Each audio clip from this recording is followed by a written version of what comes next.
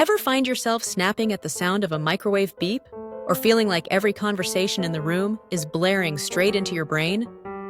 You're not imagining things. Sudden sensitivity to noise is a real, often overlooked part of perimenopause. Here's the science. As estrogen levels fluctuate, your nervous system becomes more reactive and less able to filter out background noise.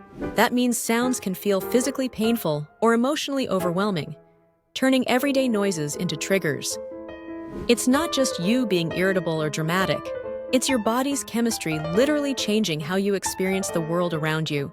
And let's be honest, when your nerves are already fried from hot flashes, insomnia, and mood swings, even the dog's collar jingling can feel like a personal attack.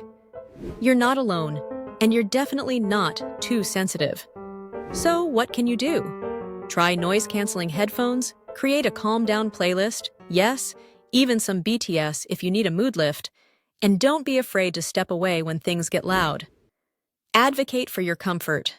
Your senses matter, and you deserve peace and control over your environment.